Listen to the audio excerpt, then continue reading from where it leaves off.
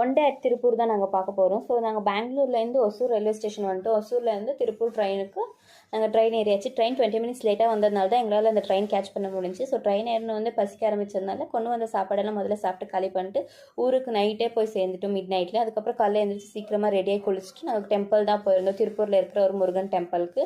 So டெம்பிளுக்கு போயிட்டு சாமியெல்லாம் பார்த்துட்டு வந்ததுக்கப்புறம் வெளியில் ஷாப்பிங் பண்ணுறதுக்கு நிறைய இடம் இருந்துச்சு. லைக் காய்கறி, ஃப்ரூட்ஸ் இந்த மாதிரி இருந்துச்சு.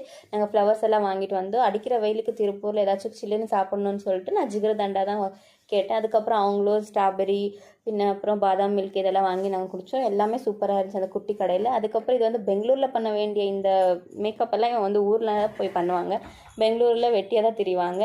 ஸோ ரோட்லேயே நின்று டிஸ்கஸ் பண்ணிட்டு இருந்தோம், எங்கே போகலாம், என்ன சாப்பிட்லான்ட்டு. பரோட்டா வாங்கிடலாமான்ட்டு யோசித்தோம், இல்லை பிரியாணியே வாங்கிட்டு போயிடலாமா, இல்லை வீட்டில் போய் செஞ்சு சாப்பிட்லாமான்ட்டு. அது இல்லாமல் நம்மள ஒரு பாபியோட ஃப்ரெண்ட் வீட்டில் இன்வைட் பண்ணியிருந்தாங்க. ஸோ அதனால நாம் எதுவும் செய்ய வேணாம், சாப்பிட வேணாம், அங்கேயே போய் சாப்பிட்டுக்கலாம்.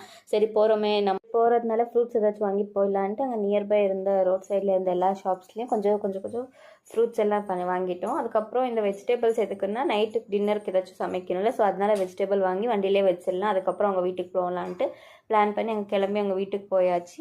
ஸோ போகிற வழியிலலாம் ஃபுல் வீடியோ தான் சும்மாவே எடுத்துகிட்டு போயிட்டு இருந்தோம். அதுக்கப்புறம் அங்கே போனதுக்கப்புறம் நமக்கு முன்னாடியே 2-3 பேரை இன்வைட் பண்ணியிருந்தாங்க. ஸோ அவங்கெல்லாம் வந்திருந்தாங்க. ஸோ எல்லாருமே உட்காந்து சாப்பிட்டோம். பிரியாணி வேட்டை செம்மையாக ஆரம்பிச்சுட்டு எல்லோரும் சாப்பிட்டு முடிச்சதுக்கப்புறம் கொஞ்சம் நேரம் உட்காந்து எல்லாம் பேசிட்டு அதுக்கப்புறம் வீட்டுக்கு வந்தோம். நாங்கள் பிரியாணி சாப்பிட்டதுனால இவன் கோச்சிக்கிட்டான், நம்ம